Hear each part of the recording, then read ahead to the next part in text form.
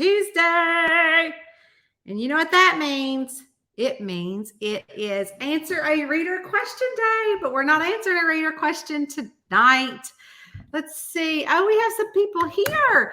Oh, Cindy is from New Zealand, and she says, good morning. Good morning. How are you? We're so glad you're here. Hey, Georgia, how are you? Hey, Karen, how are you? And Miss Anita and Marilyn is here, and Jean is here, and Sharon is here from California. Welcome, welcome. You guys, guess what this week is? It is release week for Hammocks, Handguns, and Hearsay. I am so excited about this one. Well, I always get excited about all of them, but I'm really excited. It's so fun that I just couldn't wait for you guys to get this one. It releases Thursday. So if you have not gotten your copy pre-order, water, it does the body good. I just had a coffee. I should have waited. Actually, I'll tell you what happened. So I'm sitting on the couch and I'm scrolling through Instagram, and I'm like, I have something to do. What do I have to do tonight? And then it dawned on me, oh my gosh, I have a live. And Eddie's like, what? And I mean, y'all, we started cooking, and I'm like, you can see the asparagus is in the sink being washed, and then there's salmon over there. Because I totally was like, oh my gosh, what is wrong with me? How did I forget our reader question? But this week, we don't have a reader question. Actually, I have it. Oh, something else. So y'all know how I love my oopsie daisies. I don't know if I can. Yeah, here we go. How I love. Do you want to send it or change it? I don't even know what that was. It's something on my stuff. Oh, it was my kids. My kids were texting me. See, I got to turn all this stuff off. Anyways. Okay. So anyways, that's what happens when you have kids. They just kind of call you and they don't know what you're doing. And so when they don't know what you're doing, they just have no regard. So we're just going to put that on pause because they don't need me really for anything. They just are texting. So that's why I was looking. I'm like, what is that? But anyways, we are here to read chapter 1 of Hammocks, Handguns, and Hearsay. Are you ready? All right. And it's a little long, so bear with me. Chapter 1, Hell in a Handbasket. That's what I'd have called this day. This week, heck, this month was turning out. Hell in a handbasket, I muttered and shifted a little bit in my seat. I had to get a gander at what was going on across the grassy median at the Smelly Dog Groomer shop. What's happening now? I asked and leaned a little more into the right to get a clear vision of what was going on. After all, I was the one who'd found the dead body inside. Not just any dead body, Colt Lincoln, as in the Colt Lincoln. Yep, the famous bounty hunter who had his own television show, Colt Lincoln. I looked out the window and took in the surroundings. The sun had started to set, and several tourists noticed, taking their phones out to get that amazing shot so they could put it on their latest social media with hashtag sunset or hashtag Daniel Boone National Forest. Off in the distance, I noticed Willie Nelson. No, not the Willie Nelson, like the Colt Lincoln, but our local Willie Nelson, who did take professional photographs of the national forest we called home. It was my meeting with him to discuss hiring him to take photos of our upcoming fall wedding that even brought me to the Smelly Dog Groomers in a roundabout way. Chester, my soon-to-be stepdog, had an appointment to get a bath and nail trim at the Smelly Dog, so I thought it would be easiest to kill two birds with one stone. Not happen upon the body where it was kill one bounty hunter with one bullet kind of thing.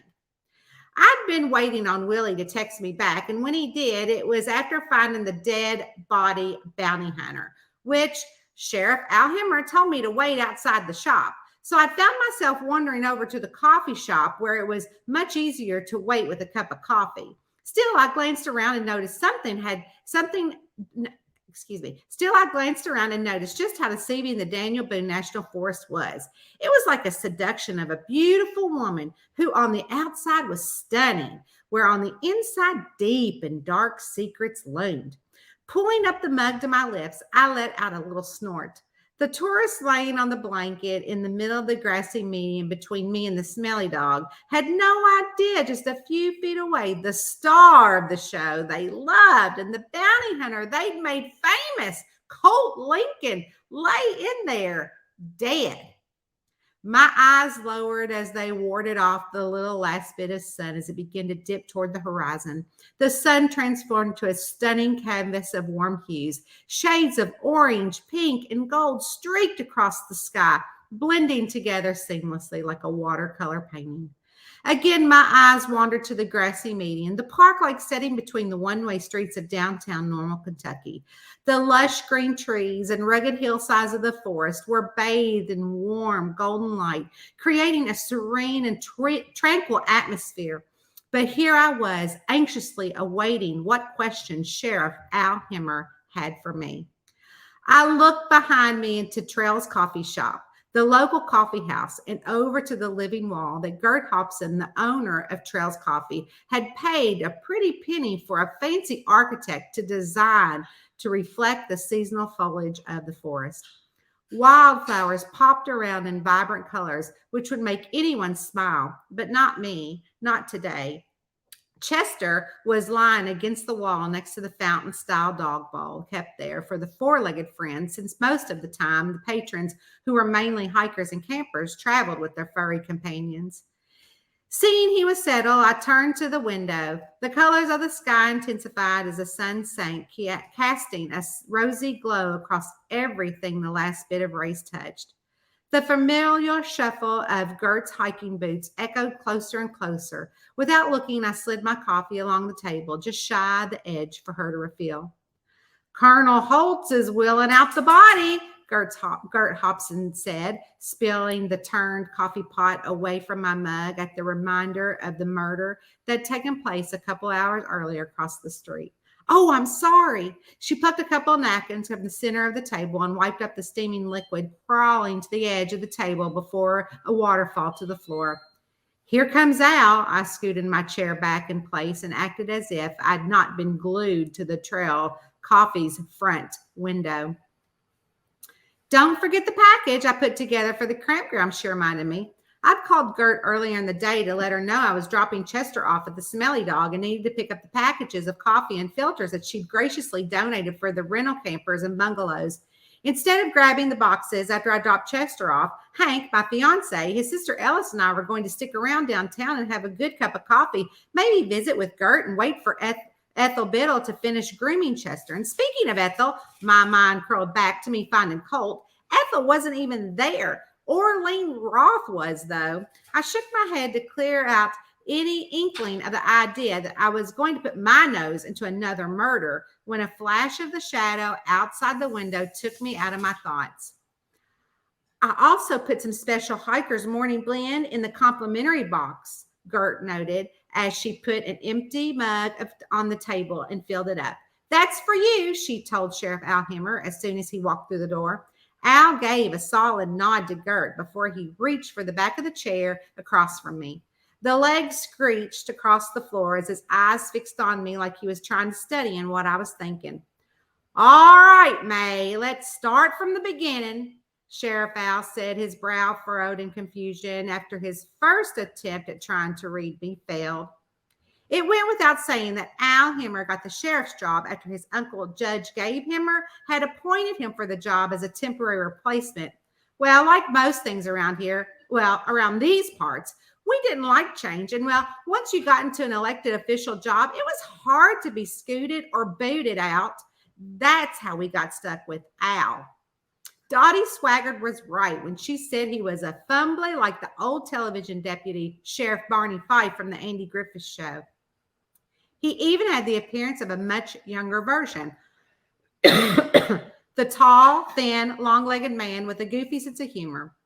At times it was endearing, but not so much today.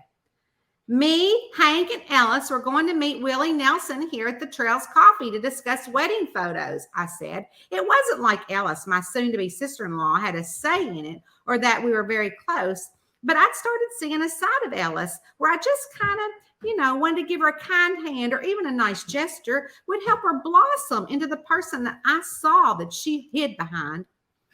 I didn't include how I'd made the meeting with Willie to be around Chester's appointment. And again, kind of like kill two birds, one stone thing that I'd said about Colt.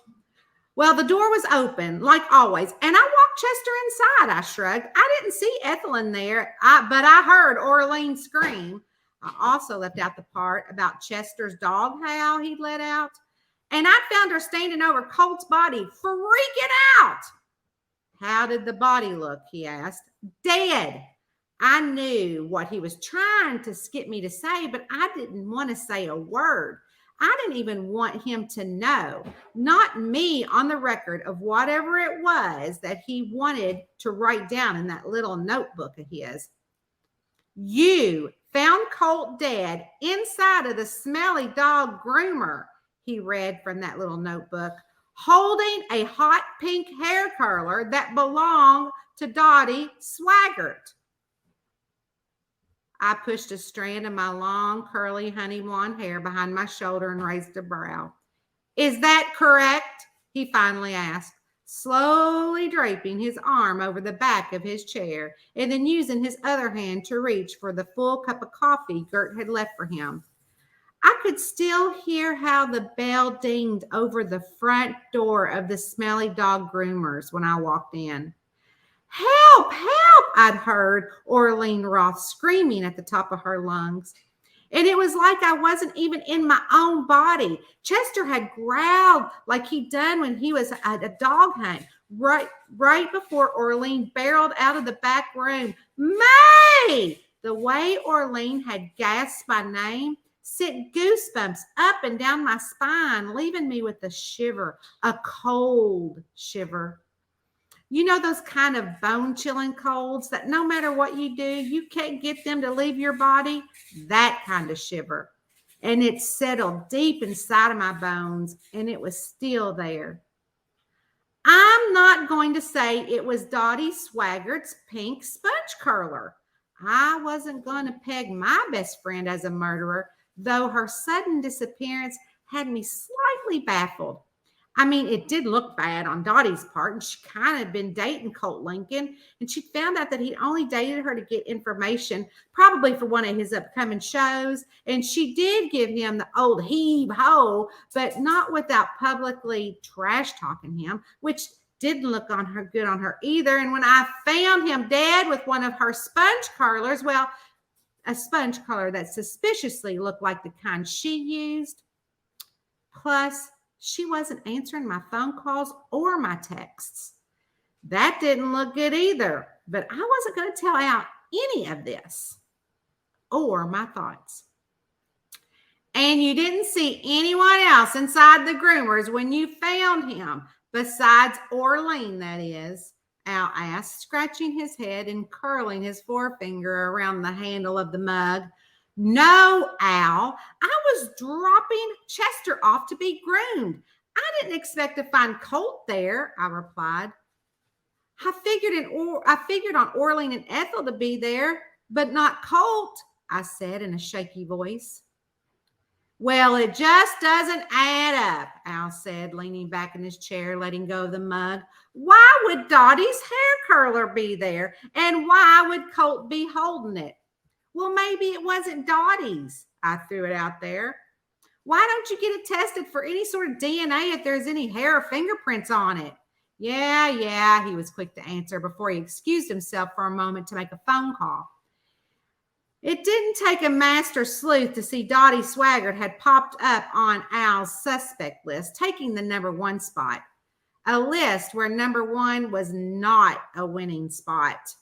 I tried to recall the sponge curler in my mind to see if there was any sort of details I could compare to the ones that Dottie used, but nothing was coming up to me. I needed time to process what I'd seen. And it wasn't unusual for a little shock after something like finding a dead body to wash over someone, and for the event right after to become a little less clear. And in time, small bits and pieces would come back, but right then, all I remember was bending down to see if Orlean was okay after she fainted and called 911. Al came back to the table and sat down. Do you know what is going to descend upon Normal if we don't find out who killed Colt Lincoln? Al's confidence waned, giving me a slight edge here with this conversation. Yep, when the world finds out the most famous bounty hunter in America is murdered. Yeah, I snorted and nodded. I know. Boy, did I know. Better than anyone in Normal, Kentucky. Heck, for that matter, better than anyone in Kentucky after my history of being the wife of the biggest Ponzi scheme crook in all of American history. Yeah, I reckon you know. He sat up and leaned on his elbows on the edge of the table, and my phone vibrated face down on top of the table.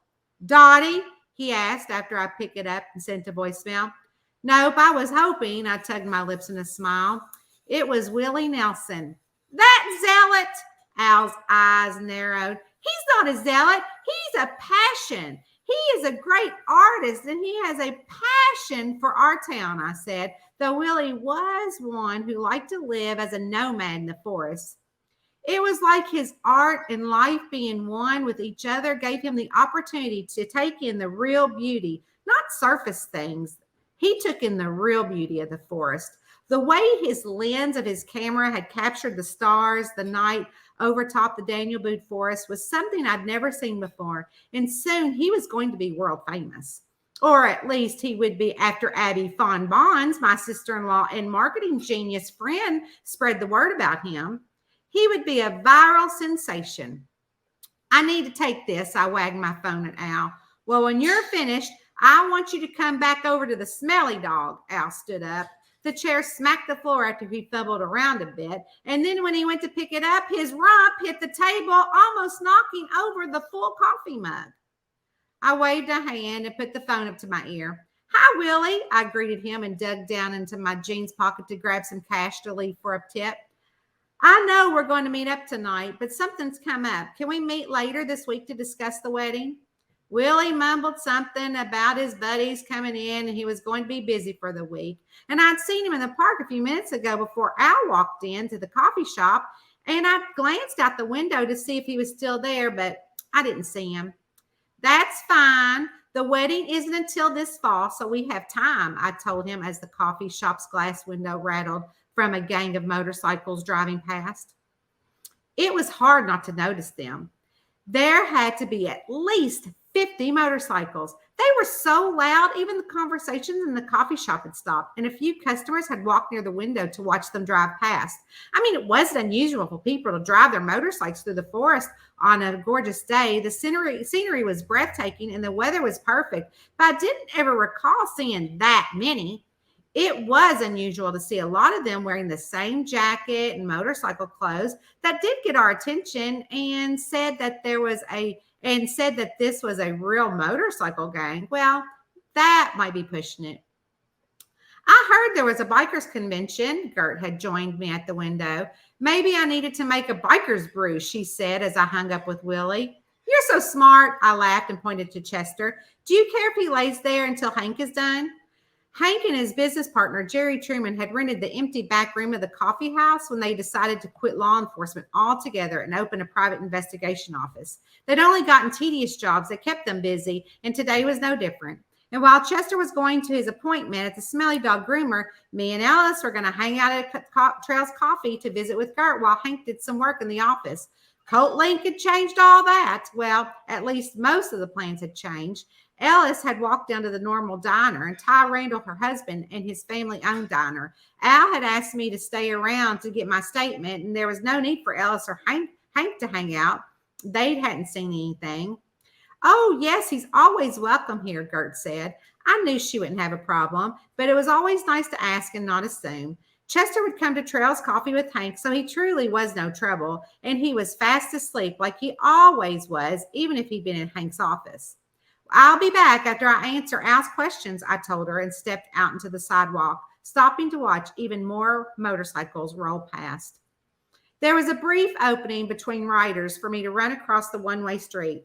Like the customers at the coffee house, the people on the grassy median, the park-like setting between the one-way streets had stopped what they were doing and watched too. It was interesting to see what got people's attention and what didn't. Take, for instance, the Smelly Dog. There was a sheriff's car, a ranger truck, and a hearse all parked out front of the groomers. No one seemed to even bat an eye at those three vehicles. Then there was the slew of bikers driving through town, and everyone stopped to gawk. Out of the corner of my eye, near the far left of the amphitheater, I noticed someone standing in the shadows of one of the pillars with his eyes focused on the Smelly Dog. Chapter 1. Next